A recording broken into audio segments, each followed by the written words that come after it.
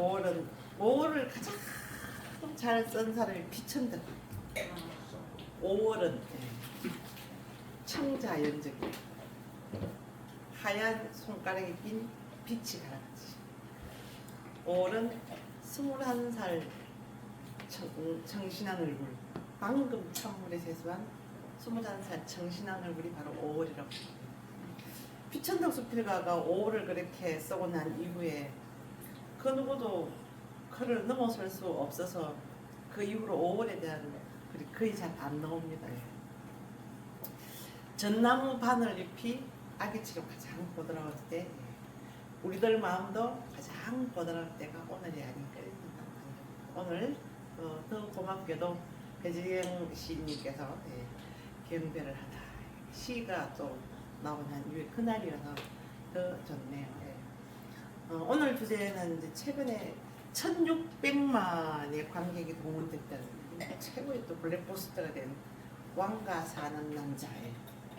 사실 영화라는 것은 100% 팩트가 아니라 1%의 팩트에 거의 팩션화된 거예요. 영화가 주는 어떤 특징이라는 것은 우리가 잊고 있었던, 모르고 있었던 역사에 대한 관심, 더 나아가서는 어떤 정의, 시대마다 정의에 대한 개념을 다르기도 하는데, 권력을 잡아본 자가 정의인가, 아니면 불의에 항거한 자가 정의인가, 정의에 대한 이야기도 또 다양하게 논의될 수 있기도 하죠. 그럼에도 불구하고 우리 역사 속에서 우리가 그냥 나약한 군주 혹은 절대 권력에 의해서 잊혀진 군주, 단종에 대해서 전 국민이 갑자기 관심을 가졌다는 것에 대해서는 왕가 사는 사람 남자가 아주 중요한 역할을 하는 건 분명하죠. 그런데 우리가 이제 이럴 때 이 영화를 보면서 과연 조선왕조실록을 한번 열어본 적 있을까 없을까? 조선왕조실록 열어보신 적 있을까요? 거의 없잖아요, 우리가. 왜냐하면 국사 자체가 너무 어렵고 방대하고 외워야 되는 연대는 또 얼마나 많은지, 맥락을 잡아가는 것도 힘든데 테마가 바뀔 때마다 일어나는 여러 가지 주변 사건들이 너무 많고, 단종실록을 보면 우리는 단종실록을 하지만 실제적으로는 노상군이거든요. 그러니까 이제 노상군을 강등되고 난 뒤에 단종실록이라는 단종이라는 묘호가 지정됐거든. 숙종 때. 우리나라의 조선시대판 역사 바로 세우기 운동이 숙종 때 이루어지거든요. 그때 처음으로 사육신이라는 말, 또 사육시인이 등장하면서 신숙주라는 희대의 또 배신의 아이콘이 또 등장해줘야 돼요. 근데 역사라는 것은 당대의 어떠한 상황 속에서 만들어졌던 어떤 사건들이 비록 당대에는 조명되지 못했다 하더라도 그것이 후대에 어떤 경로에 의해서 다시 바로 세워지는 경우가 있죠. 그래서 조선시대판 역사 바로 세우기를 하면서 사육신이 조명되고 생육신이 조명되고 또 단종이 다시 올라가게 되고, 우리가 조종공덕이라고 하잖아요.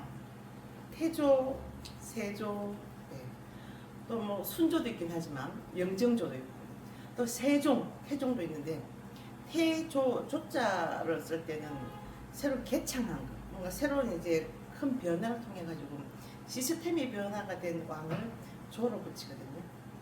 근데 이제 보통 이제 우리가 태조는 분명하고 세조도 또 분명하게 인식이 되는데, 영조, 정조는 어때서 그렇게 됐을까?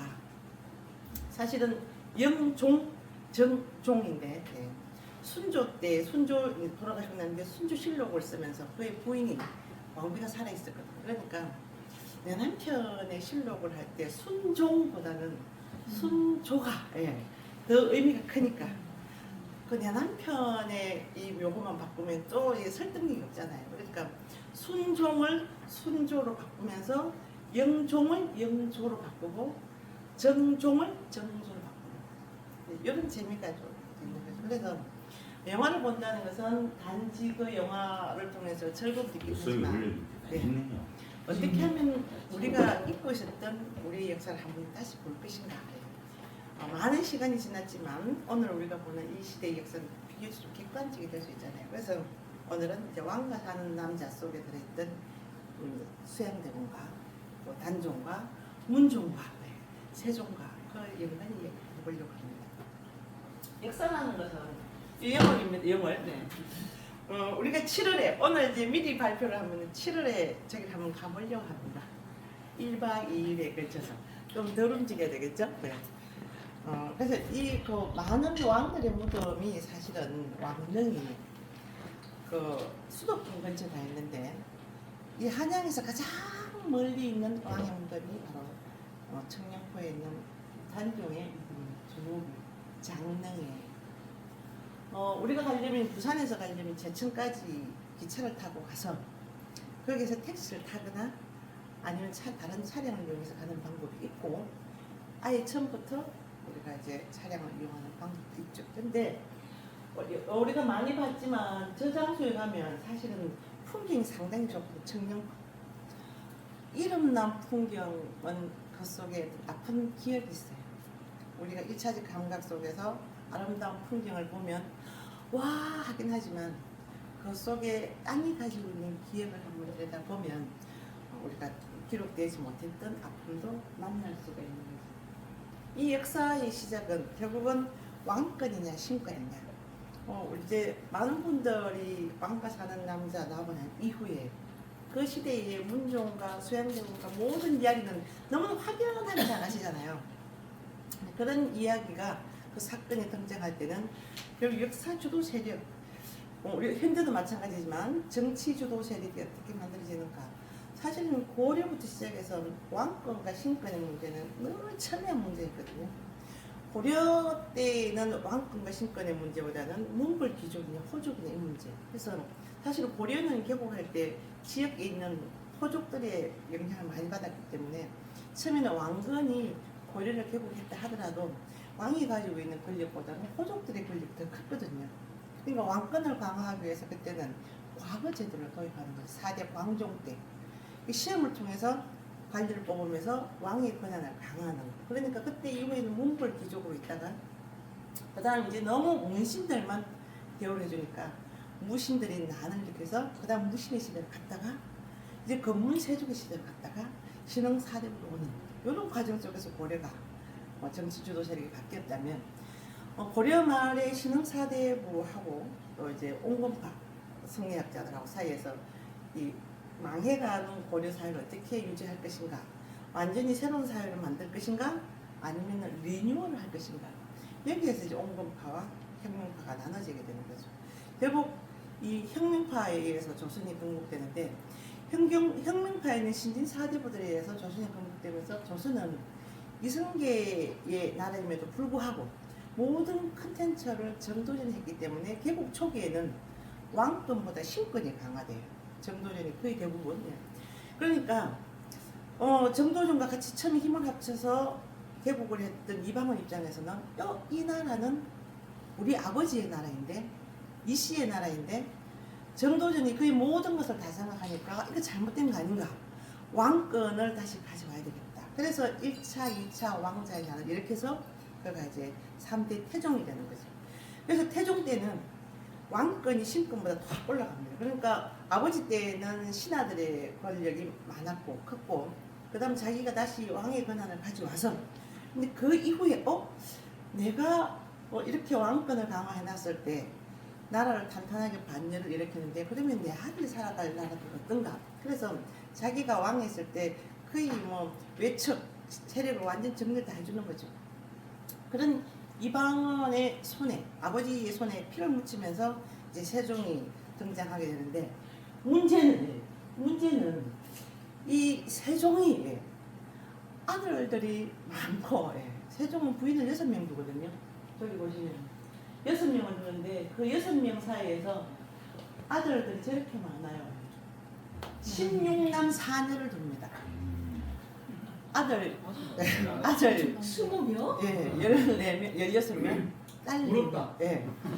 그런데 이제 이렇게 다 괜찮은데 아들이 얼마를 같은 몇 명 같은 괜찮은데 똑똑한 장자가 오래 살면 괜찮아. 그런데 장자가 오래 살지 못하고 똑똑한 차자들이 생기면 차남들이 많으면 그때부터 문제가 생기거든요.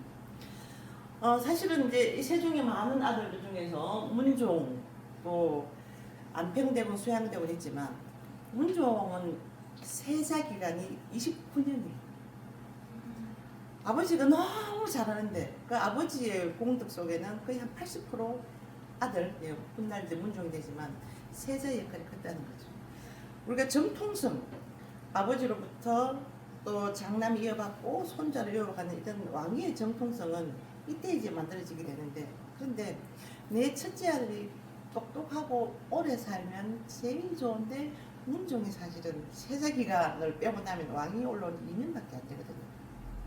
그런데 또 이제 세종실록에 보면 문종에 대한 이야기가 좀 나와. 문종이 세자 시절에 처음 며느리를 봤더니 그 며느리가 남편의 사랑을 독차지하기 위해서 뭘 하냐, 남편의 신발을 태워서 그 신발 가루를 먹이면 온전히 나를 사랑해준다 해서 그것을 하다가 들키거든요.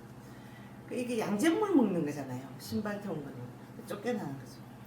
두 번째 며느리는 동성애, 궁중 속에 있는 궁녀들하고 레즈비언이었다. 그게 들켜가지고 실록에도 보면 진짜 부끄럽다.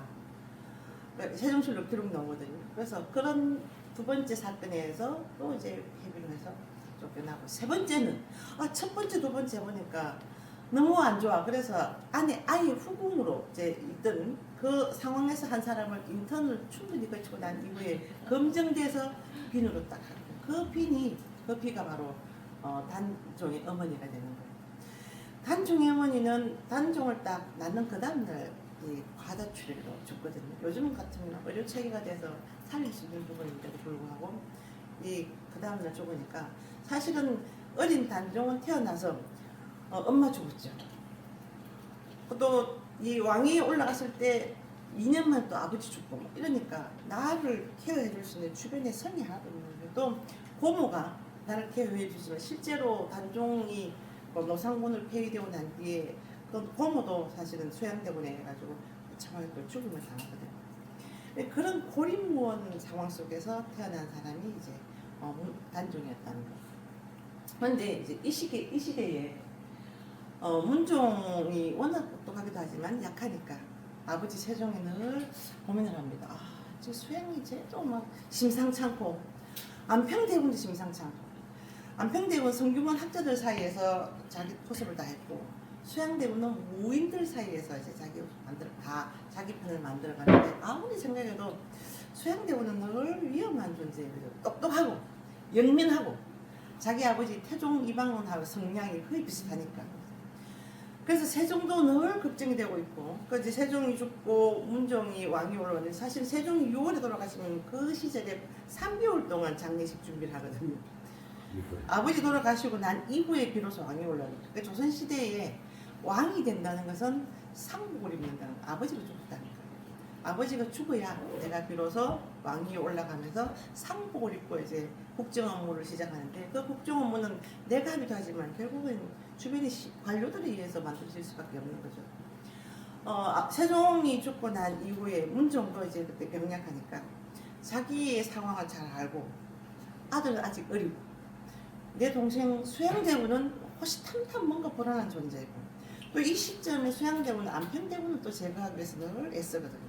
그러니까 이 문종 입장에서는 어떻게 하면 될까? 어떻게 하면 이 나라를 내 아들한테 무사히 넘겨주고 내 아들은 또 이 보위를 이어서 잘 이어갈 것인가? 그래서 황보인, 김종서 당대 최고의 권력자들한테, 신하한테 특별히 유언을 하는 거죠. 내가 죽어도 내 이 아이들을 잘 보필해다오.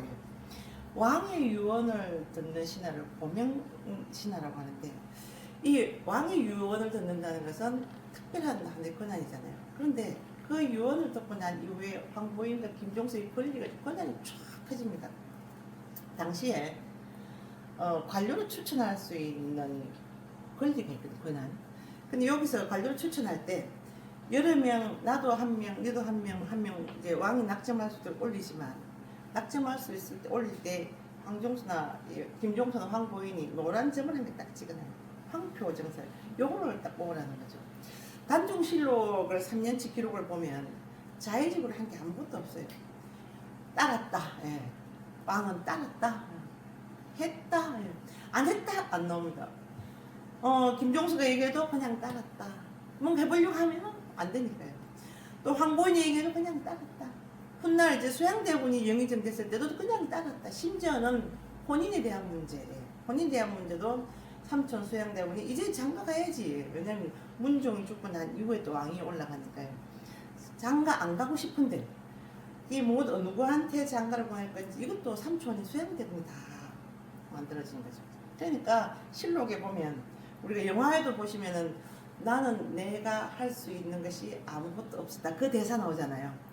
역시 실록에도 그 부분이 있습니다. 내가 할 수 있는 게 아무것도 없고 그냥 시키면 시킨 대로 따를 수밖에 없는 것을 항상 실록의 마지막에 보면 따랐다. 그대로 했다. 뭐 요거밖에 안 나옵니다. 자, 다시 이제 영화로 속에 들어가겠습니다. 황표 정사를 하고 있는데 단종이 제기됐을 때 사실은 수양대군의 속은 뭐 누구 다 양말 가지고 있겠지만 사실은 수양대군한테 한명예를 추천한 사람이 권람이라는 사람이 있어요. 수양대군은 늘 뭔가 야망 꿈을 갖고 있는데 자기 주변에 사람이 없는 거죠. 그러니까 어느 날 권람한테 이렇게 얘기를 해요.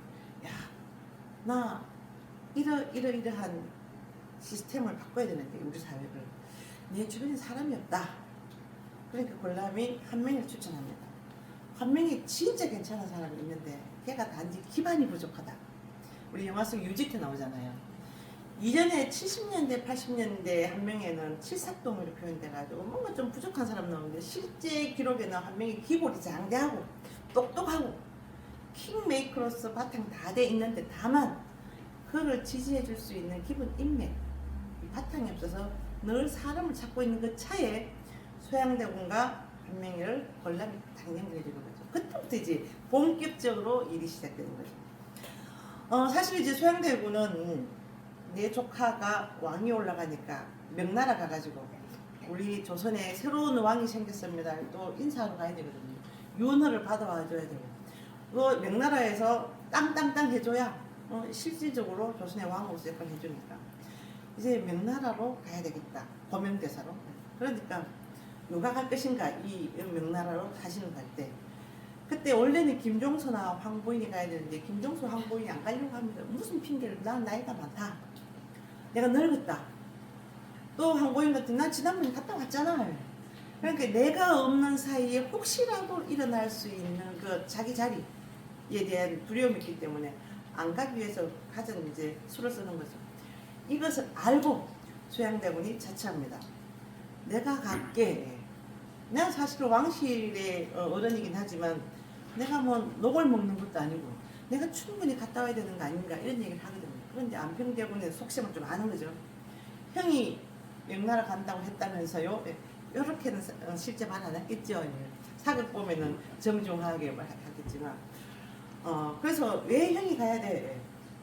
소양대가 얘기하면 나는 종친이기 때문에 내가 가야 조카가 왕이 됐을 때 좀 위험이 서지 않겠나. 그래도 대신이 가는 것보다는 종친이 가야지 뭐 이렇게 하는 거죠. 그러니까 안평대군은 이제 이미 형님의 속셈을 다 알고 있긴 하지만 명분이 없는 명분이 말릴 수 있는 명분이 없는 거죠. 그런데 만약에 소양대군이 그렇게 명나라로 갔을 때 요즘처럼 명나라로 가는 게 중국 가는 게 1시간 반 만에 비행기 가는 시대가 아니고 적어도 최소 석 달 정도는 왔다 갔다 해야 되는데 그 가는 과정 속에서 혹시 김종서나 황보인이 무슨 수를 쓸지 모르잖아요. 그래도 걱정하는 권람이 혹시 대군께서 가고 난 사이에 무슨 일이 생기면 그때는 어떡하실 겁니까? 수양대군 머리를 딱 씁니다. 유미공원에 이제 한명이가 얘기해 준 거죠. 황보인 김종서의 자식들을 딱 데리고 갑니다. 내 자식을 데리고 간 수양대군 그 편에는 사실은 그 없는 사이 일을 못 꾸미거든요. 내 자식을 죽이는 거니까. 그래서 그런 안전장치를 해내는데 이런 안전장치를 해낼 수 있는 모든 거래인 역할은 한명이가 하는 거죠. 수양대군은 한명이가 없었으면 이 정난을 일으키지 못했고 또 왕위에 못 올라가는데요. 이 계유년의 정난을 일으키는 것은 워낙 이 신권과 왕권 속에서 우리 아버지 때부터 세종 때부터 왕권을 강화해놨고 그래서 마음껏 탄탄한 반열에 왔는데 김종서와 황보인의 신권이 오히려 또 일어서려고 하니까 이건 잘못됐다. 그때는 성균관 학자들도 전부 다 잘못된 것을 알고 있어요. 이거 잘못됐다. 이 나라가 어떤 나라인데 그럼 다시 왕권을 회복해야지. 그래서 김종서나 황보인이 전횡을 막기 위해서 한때는 이제 같은 편이었던 성삼문 이런 사람들이 계류정난을 찬성하거든요. 그런데 그때 정난은 잘못된 것을 바로 잡는 시스템이 변한데, 사실은 정난을 딱 이렇게 해가지고 김종선 황보인을 제거해도 사람이 바뀌지 않은 상황 속에 시스템만 바뀌니까 나는 아직까지 불안한 거예요. 왜냐하면 수양대군이 영의정에 올라와서 해도 수양대군의 반대급부 이런 사람들이 있기 때문에 뭔가 이 나라에서 본인이 원했던 그 시스템대로 되지 않는 거죠. 그래서 이거는 이래서는 안 되겠다. 그래서 한 2년 있다가 왕이 올라오거든요. 만약에 정난을 대윤인의 정난을 일으키고 난 이후에 바로 수양대군이 왕이 됐다면 이건 천하의 역적이 될 텐데 2년이라는 시간 동안 이 시스템이 어떻게 변화되는지 이걸 보고 그럼에도 불가했을 때 이제 왕위를 물려받는 거지. 근데 요거는 표면적으로는 평화적 정권 위항인데, 예. 우리 옛날에 88년도에 88 체육관에서 대의원 선거에서 평화적 정권 위항하잖아요. 싸우지 않고. 표면적으로는 평화적 정권 위항이지만 그 내면적으로는 불안감을 줘서 끊임없이 옆에서 결혼해라, 예. 뭐 해라, 뭐 해라, 뭐 해라. 예. 그 3초원의 그 어떤 기계를 이겨낼 수 있는 사람이 이겨내지 못하고, 또 말씀드린 것처럼 단종 주변에는 단종을 쌓아줄 수 있는 사람들이 아무도 없어요. 안평대군도 계류정난 때 사약을 받았고, 고모도 사약을 받고, 엄마도 돌아가시고, 아버지 뭐 일찍 돌아가셨었네요. 그러니까 이런 모든 상황 속에서 나를 쌓아줄 수 있는 사람이 아무도 없을 때 그 수양대군의 두려움으로부터 도저히 벗어날 수 없었기 때문에 옥세를 내주거든요. 옥세를 내줄 때 이 옥세를 전달하는 사람이 성삼문이었어요. 성삼문 박평년. 네. 성삼문하고 박평년이 경혈을 지나가고 옥세를 들고 가면 이래도 되나? 이거 잘못된 거 아니가? 해. 잘못된 거 아니가 이래도 되나 하지만 뭔가 할 수 있는 게 아무것도 없었거든요. 그래서 어쨌든 표면적으로는 평화적 정권 이양이 되고 단종은 그냥 상황, 올라간 왕이 오기 3년 만에 상황이 되버립니다. 그런데 왜 그럼 단종 복위 운동이 일어났을까? 왜 단종 복위 운동이 일어났을까? 여기까지 보면 아무 문제가 없잖아요. 실록의 기록들을 보면 성균관 계류정난을 찬성했던 많은 공신들 중에서 우리가 똑같이 거사를 꾸몄는데 이게 공론에 이게 말하자면 분배가 좀 잘 돼야 되는데 똑같이 했는데 어떤 사람은 많이 보상해주고 어떤 사람은 섭섭함을 주면은 섭섭함을 생긴 몇몇 사람들이 그때부터 문제 생기는 거예요. 실제 사료들을 보면 성삼문을 비롯한 여기 지금 우리가 얘기하는 사육시민들, 단종 복위운동에 적극 가담한 사람들은 다른 공신들에 비해서 상대적으로 섭섭한 마음이 들 수 있을 정도의 이 대가가 정리가 되는 거죠. 공신에 대한 처우의 문제예요. 똑같이 역사를 공부했으면 N빵으로 다 나눠주면 되는데 내가 느끼기에 나도 똑같이 했는데 왜 이건 좀 덜 주지? 서운함이 만들어지는 순간 그때부터 이 문제식이 부정적인 거. 중국에서 명나라 사신들이 이제 왕이 올라왔으니까 새 왕이 바뀌었으니까 사신들이 와서 경의를 해서 명나라 사신들을 위한 잔치를 해야 되는데 장치를 그때는 이제 단종도 같이 다 상황이 됐지만 참여하는 거거든요. 그래서 성삼문을 비롯한 사육신들이 야 이거 잘못된 것이 않느냐. 우리 저기서 연혈을 베풀 때 우리 그날 수양등을 제거하고 왕을 제거하고 단종을 다시 한번 복위시키자. 그렇게 이제 딱 준비를 합니다. 그때 특별 호위무사로 발탁된 사람이 성삼문 아버지였거든요. 그래서 원래는 운금인데 특별히 호위무사가 돼 별운금 제도를 만들어가는데 성삼문을 통한 많은 사람들이 그때 그래 우리 거사를 하자 했는데 하필 그 전날 한 명애가 현장 사전답사를 가요. 사전답사를 가보니까 여기 연애하는 장소가 좁은데 별운금 특별호위무사까지 갖다 넣으면 이게 되게 혼잡하겠다. 별운금제도 싹 없애버리거든요. 거사를 다 준비했는데 호위무사 제도가 특별호위무사가 없어져 버리면은 갑자기 뻥 찌잖아요. 큰일 났다 이제. 이거 어찌해야 되노? 그래서 국왕장 고민하고 있을 때 그러면 일정을 좀 미룰까 다른 날짜로.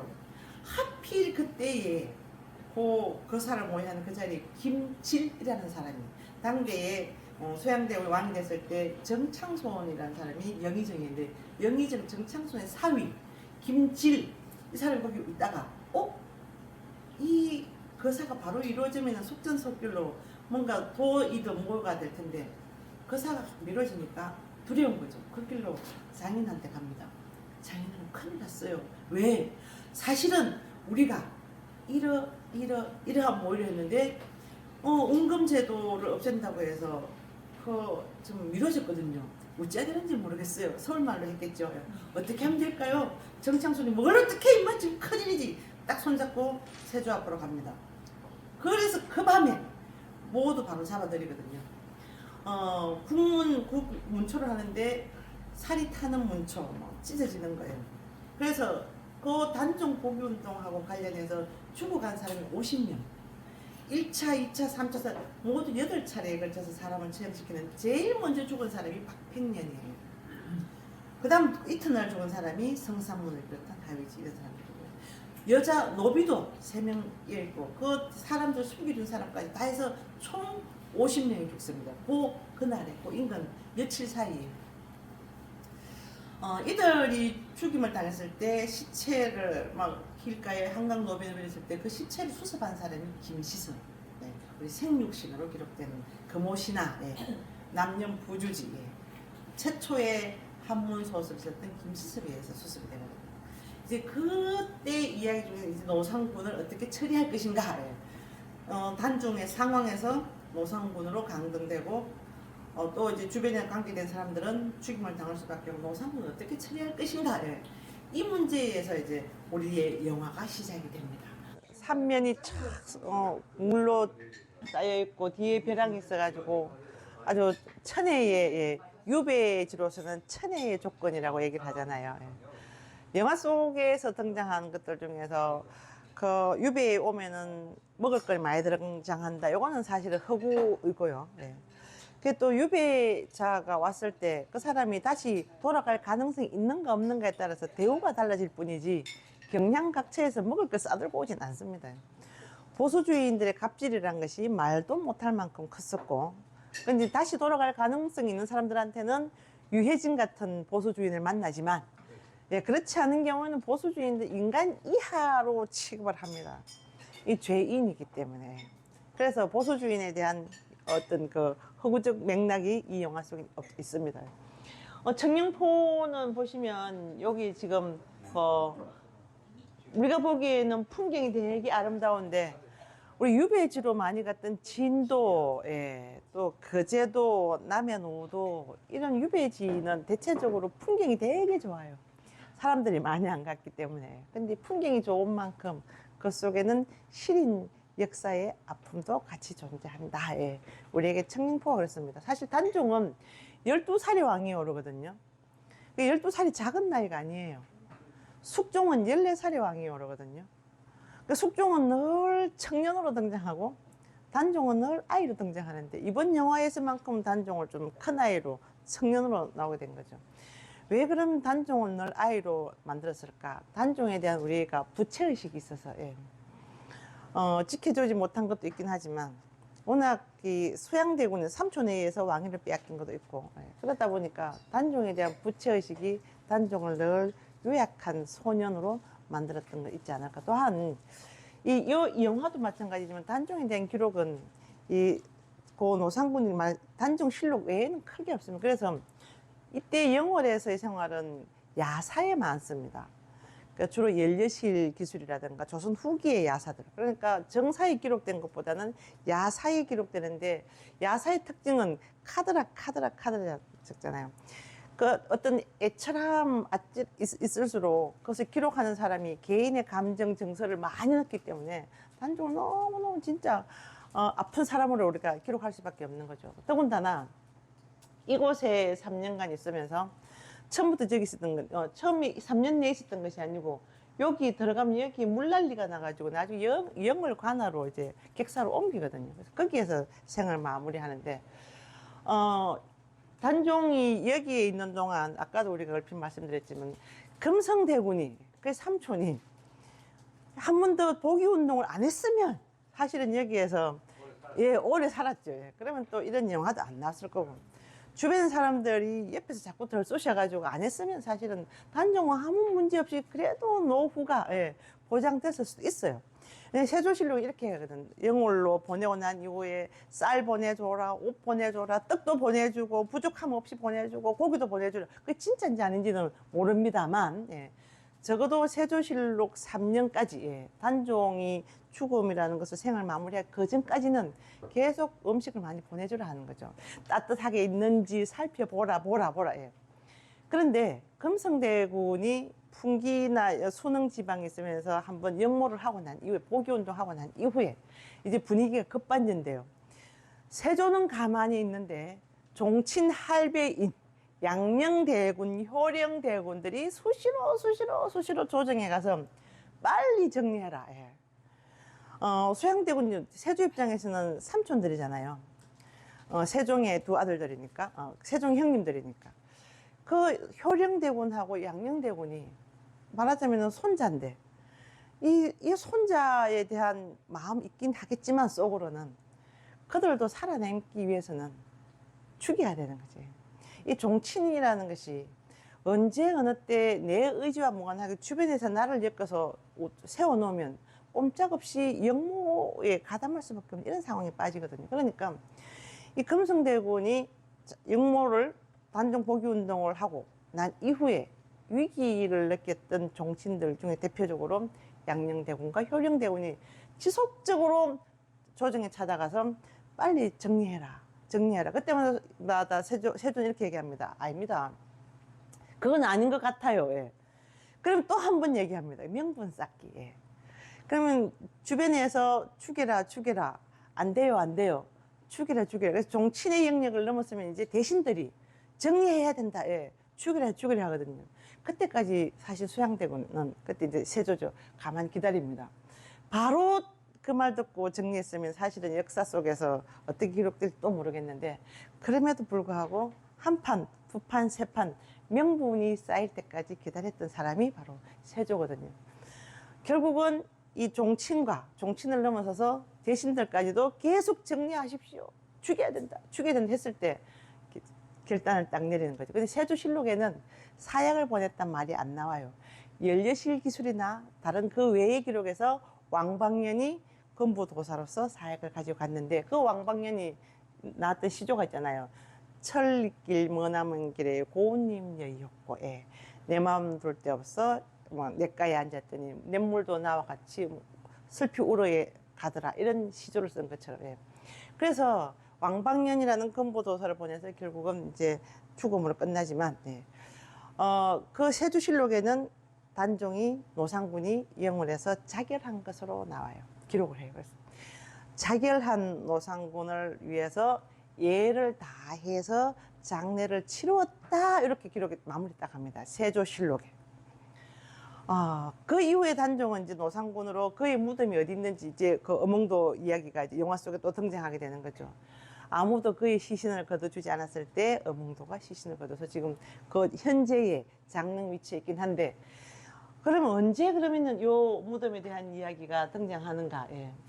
중종 때에, 시간이 한참 200년이나 훨씬 지나고 난 이후에 중종 때에 이르러서, 노상군 묘가 어디 있는지 한번 찾아봐라.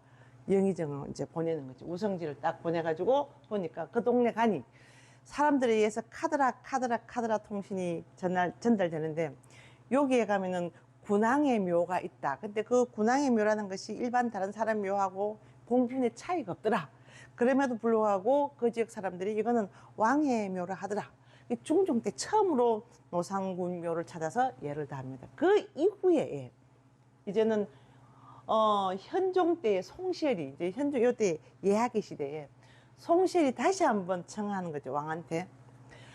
지금 그 노상군의 묘가 거기 있는데 그거를 모셔놓던 어몽도 일가가 아주 궁핍하게 산다니, 이거 그 사람에게 우리가 보상을 해주지 않으면 누가 정의에 대해서 자기 목숨을 초계같이 버리겠느냐. 그러니까 어몽도 그 후손들한테 우리가 나라에서 국가에서 보상해줘야 된다. 요거 주장한 사람이 송시열이에요. 예, 그 시기가 지나고 난 이후에 숙종 때에 와서 비로소 그러면 이제 역사를 좀 정리를 해줘야 되는데 그 역사라는 것이 뭐냐? 세조에 대한 평가가 아직까지 많은 부분에서 애매해 있으니까 숙종이 그럼 이거 단종도 바로 세우고 세조도 바로 세우고 이 모든 부분에서 역사 바로 세우기를 해야 되겠다. 그랬을 때 참고 삼았던 것이 남효원이 썼던 육신전이라는 그 책 속에서 사육신에 대한 얘기를 쓰고 그리고 난 뒤에 사육신을 표면적으로 내세우려면은 한 사람 죽여야 되잖아요.